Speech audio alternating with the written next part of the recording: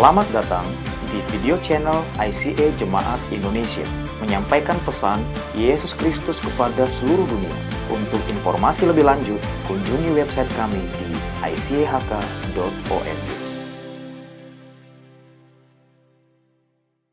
Puji Tuhan, Puji Tuhan, Merry Christmas. Selamat Hari Natal. Yes, we are almost Christmas. Are you excited to be having Christmas 2019? Saya bersuka menyongsong Hari Natal tahun ini. Amen. So, have you invited your non-believing friends to this Christmas? Ya. Apa saudara sudah mengundang teman-teman yang belum percaya untuk datang ke acara kita tanggal 25 ini? Amen. Amin.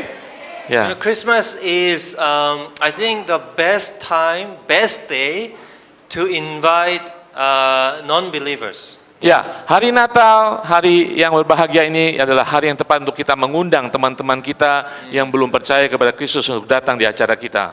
In my experience, Christmas is probably the only day of the whole year where non-believers are quite willing to come to church. Ya, menurut pengalaman saya, sepanjang tahun, tanggal 25, Hari Natal, adalah hari di mana orang-orang yang belum pernah percaya kepada Yesus, mereka berkeinginan untuk datang ke gereja. Because it's Jesus' birthday, right? Ya, karena hari lahir Tuhan Yesus. It's like if I invite someone for my birthday, they would come. It's like that. So they're quite willing to come and actually willing to hear about Jesus. Ya, kalau misalnya saya ulang tahun gitu ya, kalau mengundang orang, banyak orang akan datang. Demikian juga hari ulang tahun Yesus kita undang, mereka akan datang berkeinginan untuk mendengarkan tentang Yesus. So it's a great opportunity to invite people from, who are pre-believers, non-believers, and share, about Jesus. It's a really good opportunity. Jadi merupakan kesempatan yang bagus sekali untuk kita mengundang orang-orang yang belum pernah mendengar tentang Yesus. And so we don't want to miss that opportunity. It's just once a year. So let's really do our best to invite pre-believers. Yeah? Jadi jangan kita kehilangan kesempatan ini dalam setahun untuk kita mengundang mereka. Amen. Amin. So today, what I want you to do when you meet in your kingdom group is talk about who you inviting, how you are inviting, and be very specific and have a list of people and pray for them. Yeah? Ya, jadi kalau pertemuan nanti Kingdom Group saudara dalam kelompok saudara, bicarakan itu, siapa yang kita undang, bikin nama-nama, list nama-nama untuk kita undang. Amen. And if you need any help, please tell us, and then we'll do anything we can do to help you. Ya. Kalau sudah saudara tersusun list itu bisa memberitahu kepada kita. So today is last time I'm gonna be speaking, except the Christmas day. So today is the last day for the Kingdom Evangelism series. Ya, pada hari ini minggu terakhir saya akan membagikan firman Tuhan tentang penginjilan kerajaan Allah. So I have more to say, but obviously I cannot talk about Kingdom Evangelism all the time. So from next year I'm just gonna do sermon series. So today I wanna just summarize what I said the whole year. Ya, jadi tahun ini saya berbicara banyak tentang penginjilan kerajaan Allah. Tahun depan saya lebih banyak akan berbicara menurut khotbah seri. Ya, hari ini saya akan simpulkan khotbah tentang penginjilan kerajaan Allah ini. So you will remember that I covered Matthew 10, 1 to 15. Ya, mungkin saudara ingat saya sudah berbicara tentang di dalam Matius 10 ayat 1 sampai 15. So let's read 1 to 15. Mari kita baca ayat-ayat ini. Matius 10, 1 sampai 15. Yesus memanggil ke-12 muridnya dan memberi kuasa kepada mereka untuk mengusir roh-roh jahat dan untuk melenyapkan segala penyakit dan segala kelemahan. Saudara baca yang genap. Inilah nama ke-12 murid itu. Pertama Simon yang diberi Petrus, dan Andreas saudaranya, dan Yakobus anak Zebedius, dan Yohanes saudaranya, Filipus dan Bartolomeus, Thomas dan Matius pemungut cukai, Yakobus anak Alfeus dan Tadeus, Simon orang Zelot, dan Yudas Iskariot yang mengkhianati dia. Ke-12 murid itu diutus oleh Yesus dan berpesan kepada mereka, janganlah kamu menyimpang ke jalan bangsa lain atau masuk ke dalam kota orang Samaria. melainkan pergilah kepada domba-domba yang hilang dari umat Israel. Pergilah, beritakanlah, kerajaan surga sudah dekat. Sembuhkanlah orang sakit, bangkitkanlah orang mati, tahirkanlah orang kusta, usirlah setan-setan. Kamu telah memperolehnya dengan cuma-cuma, karena itu berikanlah pula dengan cuma-cuma. Janganlah kamu membawa emas atau perak atau tembaga dalam ikat pinggangmu. Janganlah kamu membawa perjalanan. Janganlah kamu membawa baju 2 helai, kasut atau tongkat, sebab seorang pekerja patut mendapat upahnya. Apabila kamu masuk kota atau desa, carilah di situ seorang yang layak dan tinggallah padanya sampai kamu berangkat. Apabila kamu masuk rumah orang, berikanlah salam kepada mereka. Jika mereka layak menerimanya, salammu itu turun ke atasnya. Jika tidak, salammu itu kembali kepadamu. Dan apabila seorang tidak menerima kamu dan tidak mendengar perkataanmu, keluarlah dan tinggalkanlah rumah atau kota itu dan bebaskan debunya dari kakimu. Aku berkata kepadamu, sesungguhnya pada hari penghakiman tanah Sodom dan Gomora akan lebih ringan tanggungannya daripada kota itu. Amen. Amin. Let's have a word of prayer. Father God, we want to thank you for this wonderful day. Bapa di surga, kami bersyukur Tuhan untuk hari yang indah ini Tuhan. We pray that we will catch the heart of Jesus when it comes to evangelism. Kami berdoa Tuhan ketika berbicara tentang penginjilan, kami dapat mengetahui isi hati daripada Tuhan Yesus. In Jesus' name we pray. Dalam nama Tuhan Yesus kami berdoa. Amen. Amin. So I'm going to cover 5 points. Yeah? Pada hari ini saya akan mencakup 5 poin, saudara. So I'm just going to go through the verses. So from verses 1 to 6, I want to just cover 1 point. Yeah. Ya, poin pertama dari ayat 1 sampai ke 6. So verse 1 it says, Jesus called the disciples. Pada ayat pertama dikatakan Yesus memanggil para muridnya. So the key word there is call. Kata kunci di sana adalah memanggil. Kingdom evangelism is a response to God's call. Penginjilan kerajaan Allah adalah respon dari panggilan Allah. Yeah. It is not a response to my call. Jadi bukan respon dari panggilan saya sendiri. Oh, it is not a response to my ideas. Jadi bukan respon juga tentang ide-ide saya. So that's very important. God calls and we respond. Jadi yang sangat penting, Allah memanggil, kita merespon. And if you look at verse 5, Jesus says he sent the disciples. Di ayat kelima dikatakan Yesus mengirim, mengutus murid-muridnya. So when we are doing kingdom evangelism, we are sent. We are not driven by own, but we are sent. Jadi penginjilan itu kita ini diutus, bukan digerakkan oleh keinginan saya untuk pergi, tapi kita diutus. Sent by God, sent by the body of Christ. Ya, jadi diutus, dikirim oleh Tuhan, dikirim oleh gereja Tuhan. That's why if you look at verses 2 to 4, you look at the names in pairs. Kalau kita lihat dari ayat 2 sampai 4, kita lihat Yesus mengirim sepasang-sepasang. Because they were sent in pairs. Jadi mereka dikirim berpasang-pasangan. Now you may ask, why pairs? Why can't they go alone? Jadi mungkin saya bertanya, kenapa harus berpasangan? Bukan kenapa nggak sendirian? Right. Because kingdom evangelism is a teamwork. Karena penginjilan kerajaan adalah pekerjaan tim. Alright, it is never an individualistic thing. Jadi bukan sesuatu yang kita kerjakan sendiri, saudara. Some people, they're very good, very talented, but they have this individualistic thinking when it comes to evangelism or ministry. Ya, banyak orang yang sangat bertalenta dalam hidupnya, tetapi dalam penginjilan kadang-kadang kita tidak bisa sendiri, saudara. But every ministry is teamwork. Jadi setiap pelayanan adalah pelayanan dalam satu tim. Why is that? Because we are a body of Christ, a one body, not two bodies, right? Ya, kenapa saudara? Karena kita satu tubuh Kristus, bukan dua tubuh Kristus. Amen. Now, if we cannot even have teamwork among us, how can we do evangelism? I mean, how can we change the world? How can we do anything? Ya, kalau kita tidak bisa bekerja sama dalam satu tim di dalam tubuh Kristus, bagaimana kita bisa melakukan dan menurut firman Tuhan? Now, if you look at verses 5 to 6, it's very interesting because I want to show verse 5 to 6.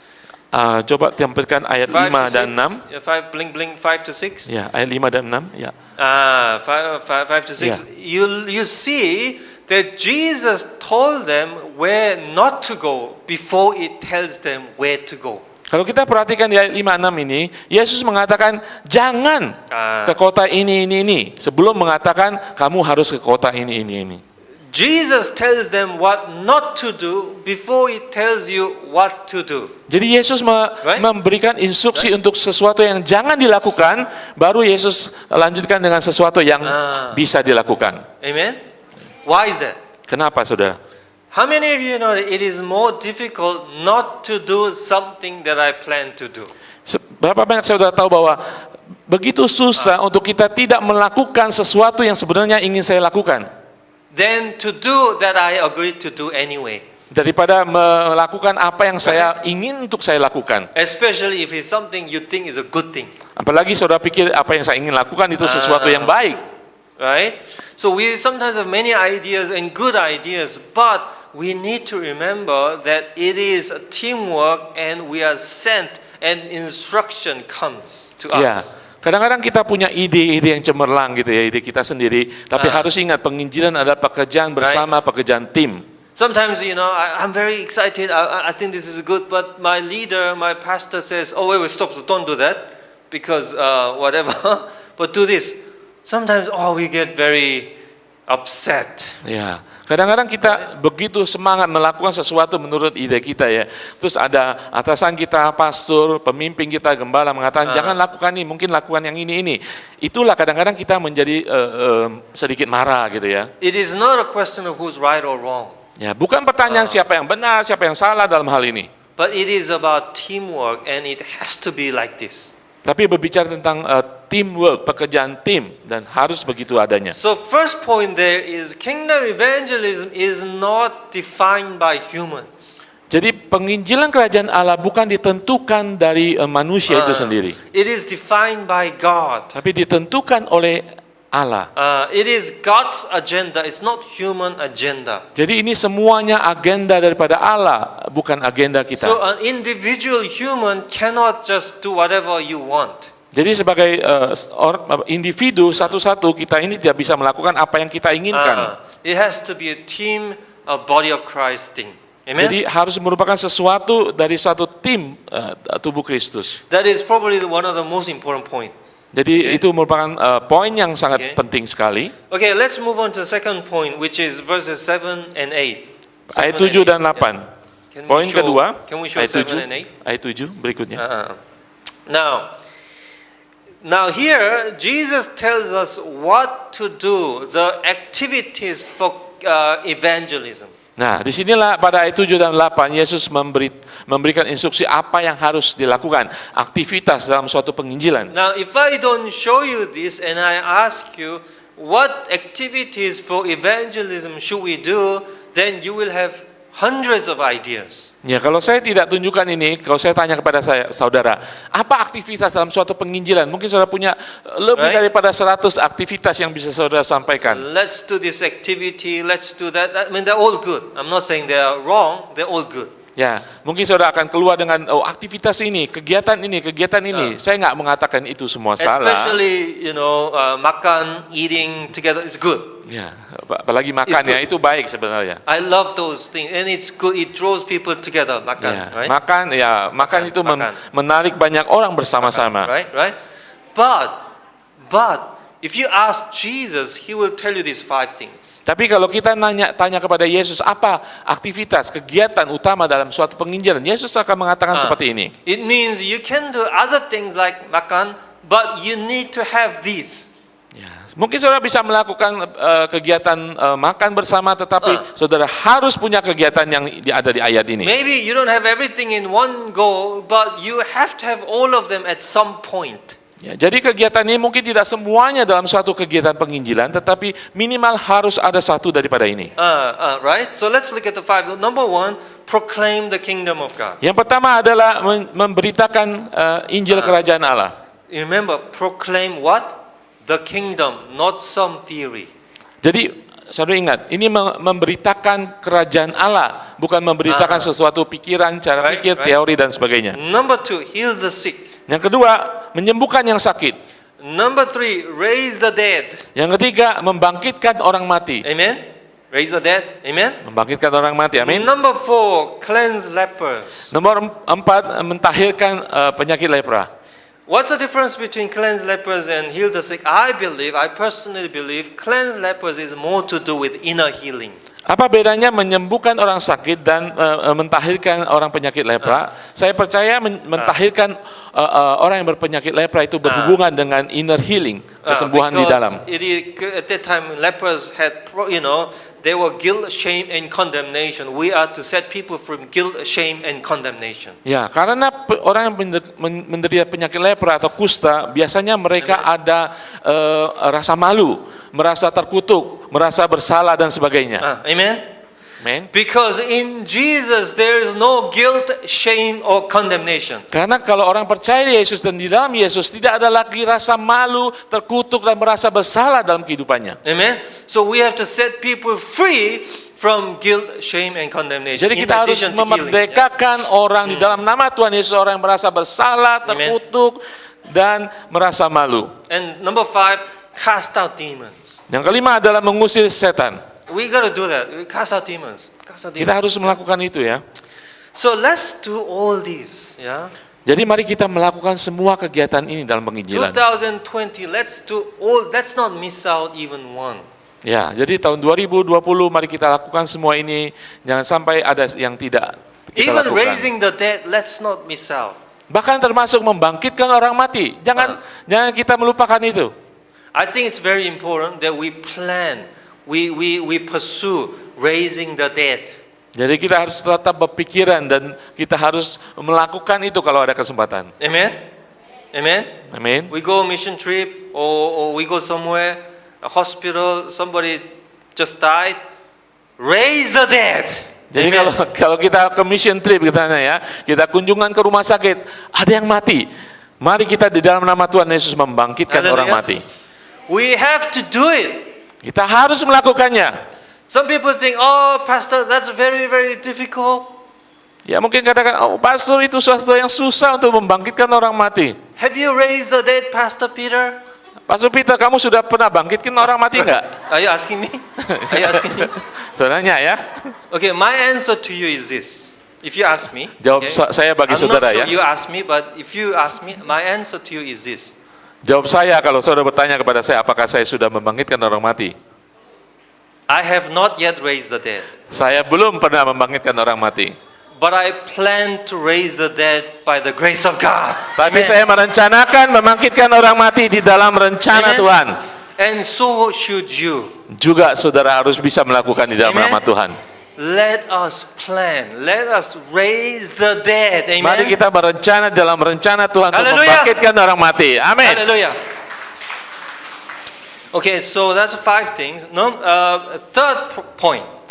Itu ada 5 hal yang kita lakukan, aktivitas penginjilan. Yang poin ketiga adalah, Okay, third point is from verses 8 to 10. poin ketiga di dalam ayat ke-8 sampai ke-10. And it's talking about money. Ini berbicara tentang uang. Now, when we come to evangelism or ministry, we must talk about money. Jadi dalam penginjilan atau mission trip kita harus berbicara tentang money, Right. uang. Oh, you say, oh, Pastor Peter, you just talked about raising the dead, now you talk about money. Oh, Pastor Peter, kamu bicara tentang membangkitkan orang mati dalam nama Tuhan Yesus. Sekarang ngomong tentang uang. We have to, because it is important. Kita harus berbicara tentang uang, tetapi karena ini hal yang penting. Verse 8, it says, you received without paying, give without pay. Di bagian B daripada ayat 8 dikatakan, kamu telah memperoleh dengan cuma-cuma, karena itu berikanlah pula dengan It's talking cuma-cuma. about the cost of the gospel. Ini berbicara tentang harga Injil. The gospel is priceless. It's very, very expensive. It's more expensive than gold or silver. Injil, kabar baik itu tidak ternilai harganya, lebih mahal daripada emas dan perak. Because it cost the life of Jesus, His blood. Karena Injil, kabar baik itu, harganya adalah darah Tuhan Yesus. But we give freely. Itulah makanya kita memberinya juga dengan Amen. cuma-cuma. When we do evangelism, we don't charge. Kalau kita melakukan penginjilan, kita You don't tidak charge. memasang harga, saudara. Because we receive freely, we give freely. Karena kita menerima dengan cuma-cuma, kita memberitakan dengan cuma-cuma. Including healing, including raising the dead, don't charge. Ya, termasuk penyembuhan, doa penyembuhan, membangkitkan yang mati, kita tidak pasang harga. You raise the dead, oh they want to give you. No. Ketika saudara membangkitkan orang mati, I give you free. ketika saudara membangkitkan orang mati, oh orangnya membekas jiwa. Amen. Tidak saudara, Amen. kita menerima cuma-cuma, kita memberi dengan cuma-cuma. Now let's just turn to verses 9 and 10. Ayat 9 dan 10.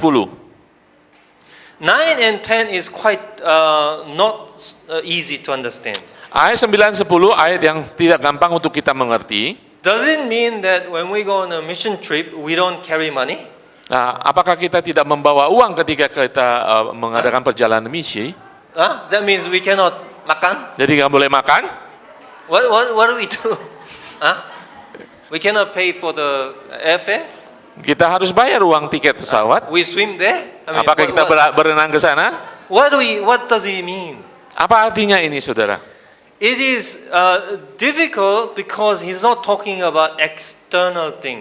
He's talking about internal, our heart issue here. Ya, di ayat ini tidak bicara tentang hal di luar, saudara, tetapi bicara tentang hati kita. When it comes to money, of course we carry money, but we have to manage, we have to be good stewards, right? Kalau kita berbicara tentang uang, harus kita membawa uang dalam misi atau penginjilan, tapi kita harus menjadi penata layan uang yang baik. Faithful stewards, yeah? Ya. But what I believe he's getting at is this. It's very important point. It's very important point. Jadi ayat ini sangat penting sekali. He's saying that do not rely on money to do evangelism. Ayat ini berbicara jangan kita menggantungkan diri yang terutama pada uang dalam hal penginjilan. The key word there is reliance. Kata kunci di sana adalah kita tergantung. Because if you rely on money to do any ministry, it will fail 100%. 100% you'll fail.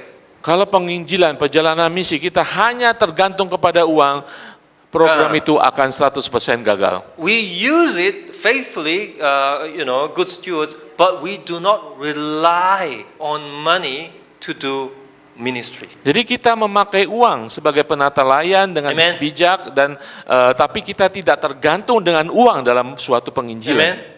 Because what we rely on, we begin to depend on, and then we begin to serve.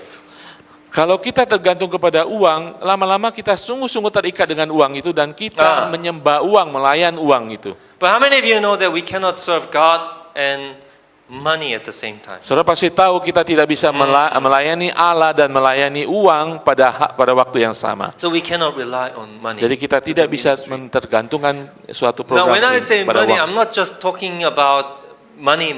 I'm talking about things as well, the worldly things, as Ya. well. Yeah? Kalau saya berbicara tentang uang tadi, bukan berarti tentang uang saja, tetapi juga tentang hal duniawi. It can be anything. It can be a job. It can be, equipment. It can be venue. Anything. You do not rely on that to do ministry. Jadi uang itu tidak hanya uang kertas gitu ya, tapi juga tergantung mungkin suatu gedung, alat musik dan sebagainya. For example, even if we don't have this venue, even if we don't have this wonderful equipment, I love these equipments, and he's playing drums very good.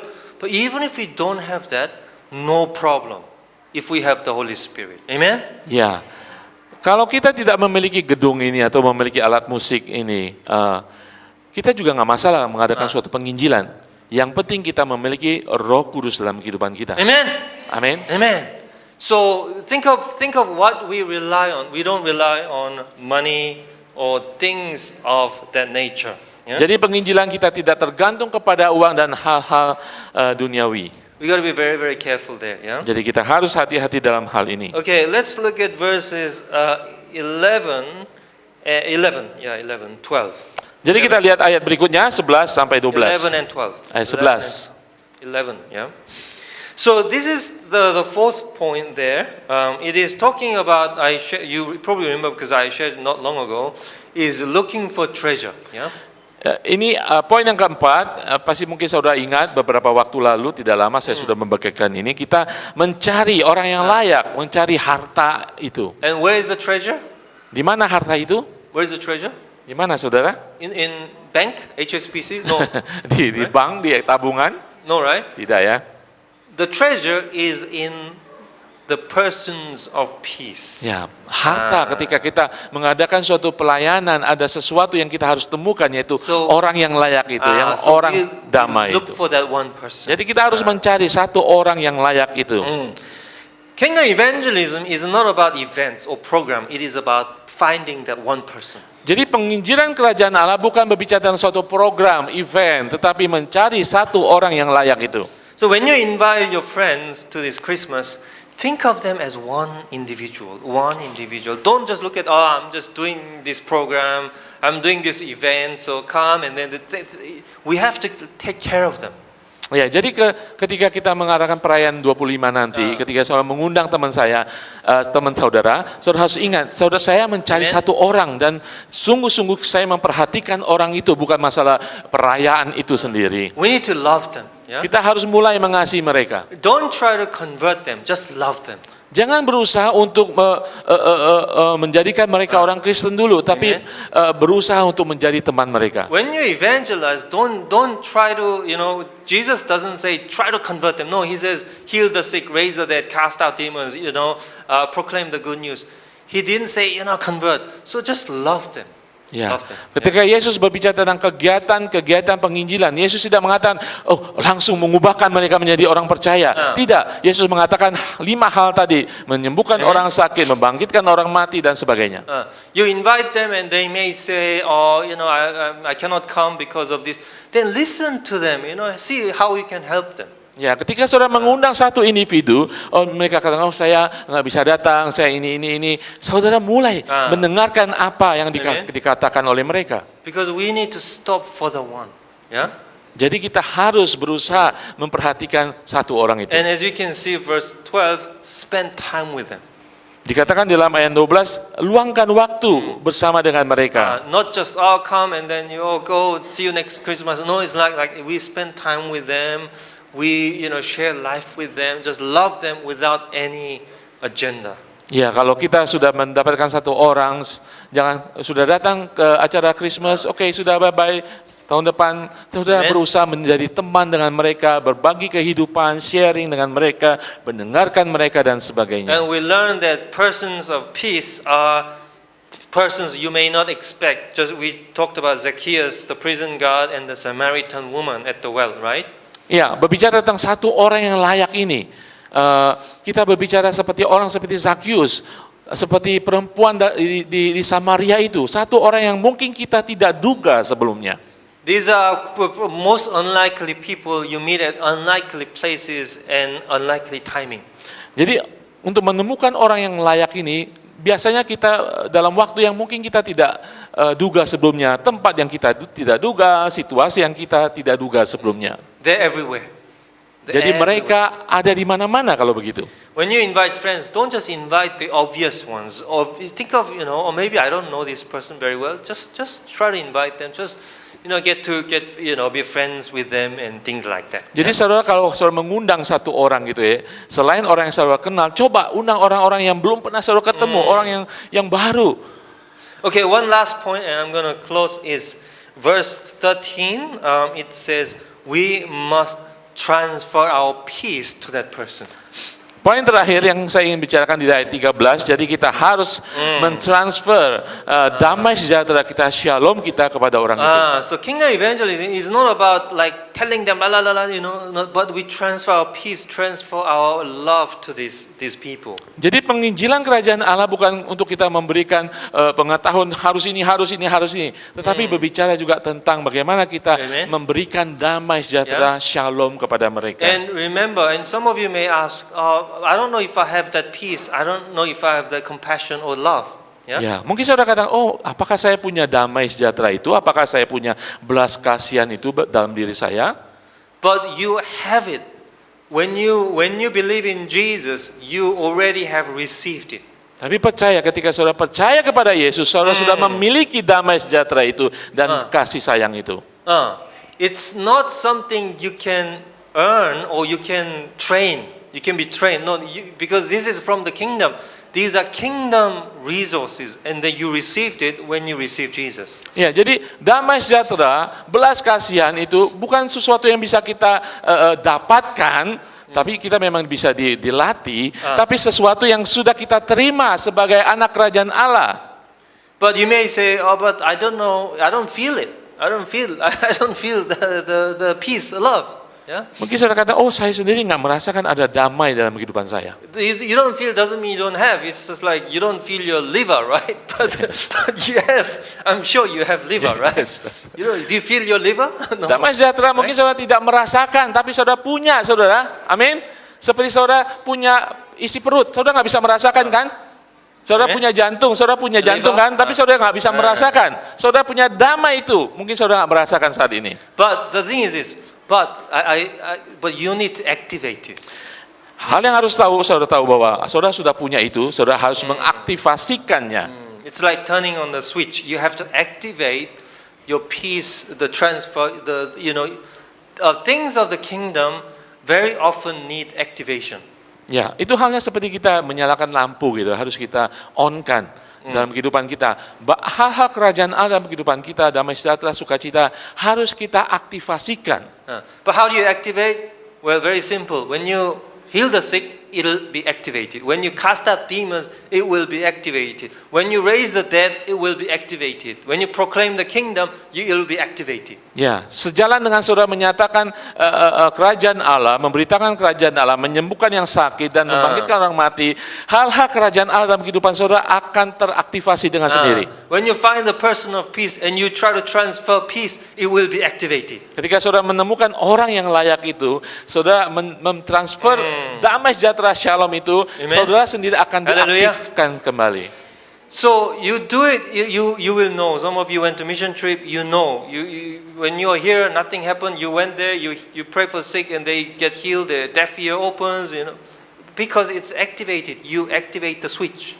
Ya, kalau saudara perjalanan misi biasanya anggota-anggota di gereja itu, saya nggak bisa ngapa-ngapain. Ketika perjalanan misi, banyak dari mereka yang ketika mereka berdoa bagi orang sakit, ada kesembuhan di sana. Amen. Di sanalah terjadi pengaktifasikan diri So saudara. this Christmas, let's activate. Jadi Natal ini mari kita mengaktifasikan di hidup kita. Activate.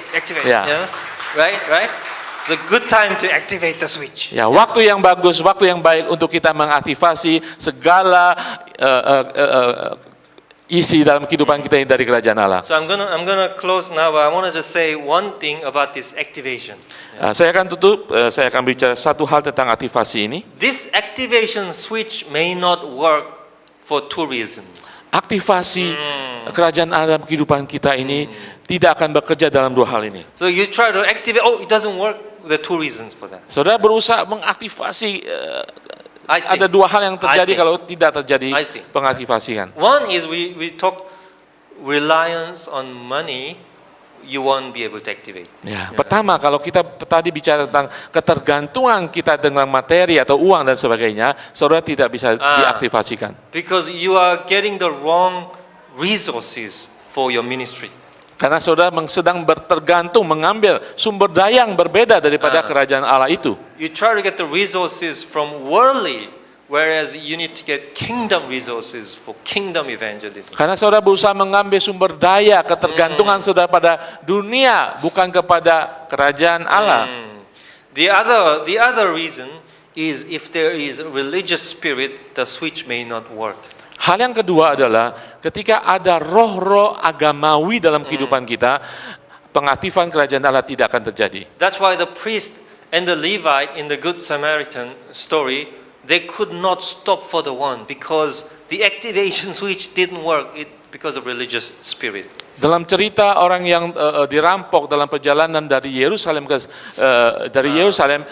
hamba Tuhan, pendeta itu, imam itu, dan juga orang Levi tidak bisa berhenti untuk menolong orang itu karena ada roh agamawi dalam kehidupan mereka. Amen. Because we are not a religion, we are relationship, we are kingdom. Amen. Kita di sini kita bukan orang agamawi, kita adalah orang yang memiliki hubungan dengan Allah. So when you are inviting your friends to Christmas, you are not asking them to join a new religion. No. Ketika saudara mengundang teman saudara untuk datang ke gereja, saudara tidak sedang mengundang mereka untuk bergabung dengan agama. Saudara mengundang mereka untuk memiliki hubungan dengan Tuhan. We are introducing new relationships. Kita memperkenalkan suatu hubungan yang baru. We are introducing the kingdom. Kita memperkenalkan kerajaan Allah. Amen. So let's just complete verse 14 and 15, just for the sake of completeness. Kita teruskan ayat 14, 15. 14 and 15. 14, Yeah. So there will be those who don't receive what we offer. Akan ada orang yang tidak menerima kita ketika kita menginjili mereka. Don't worry. Jangan khawatir. Okay, that's the message. Don't worry if they don't receive. Ya, itulah pesannya. Jangan khawatir kalau mereka menolak saudara. Because the invitation is not from you, it's from the Lord. Karena undangan ini, penginjilan ini bukan dari saudara, dari Tuhan sendiri. Don't carry that experience of refusal. Don't carry just that stuff. Just shake the move on. Dan jangan saudara membawa pengalaman lama saudara ketika saudara ditolak. Saudara harus kibaskan debu-debu pengalaman lama ketika saudara ditolak. It's not about us, it's about Him. Yeah? Bukan tentang kita, apa yang kita lakukan, tapi tentang Allah. In fact, verse 15, which is the last verse, says, God has already judged them. Ayat 15 mengatakan Allah sendiri yang akan menghakimi mereka. But please don't tell them, God has already judged them. Tapi juga jangan saudara katakan, kamu menolak saya, Tuhan akan menghakimi. No. Jangan saudara. I'm just reading the word of God. Yeah. Yeah. But the point there is a very serious thing. Kalau saudara melihat ayat ke-15, berarti penginjilan itu sangat-sangat serius, saudara. Kingdom evangelism is the most important, the biggest work for human beings. Penginjilan kerajaan Allah sangat penting, adalah pekerjaan yang luar biasa bagi orang percaya. It is much bigger than you and I. Jadi lebih besar daripada saudara dan And saya. that's why it can only be done the way Jesus instructed us. Jadi penginjilan kerajaan Allah hanya bisa terjadi sesuai dengan instruksi daripada You Yesus. cannot even use worldly resources to do it. Saudara bahkan tidak bisa menggunakan sumber-sumber daya duniawi untuk melakukan penginjilan You ini. need to use kingdom resources to healing, raising the dead, casting out demons. It's kingdom thing. Jadi saudara, ini adalah hal kerajaan Allah. Ketika saudara menyembuhkan orang sakit, mentahirkan orang lepra, membangkitkan orang mati, saudara pakai sumber daya kerajaan Allah. And it's a great privilege for you and I to be invited in this wonderful, amazing work of the kingdom. Jadi suatu kehormatan kelayakan bagi kita ketika kita dipanggil untuk melakukan penginjilan pekerjaan kerajaan Allah ini. So from 2020, let's do this. Let's do exactly what Jesus told us. Jadi tahun 2020 mari kita lakukan sesuai dengan apa yang diinstruksikan oleh Yesus. Hallelujah. Amin. Especially I want to see, let's raise the dead. Nah, saya akan Amen. melihat terutama mari kita membangkitkan orang mati. Hallelujah. Amin. Amen. Mari bergabung bersama kami minggu depan untuk senantiasa dikuatkan oleh kebenaran firman Tuhan. Tuhan Yesus memberkati.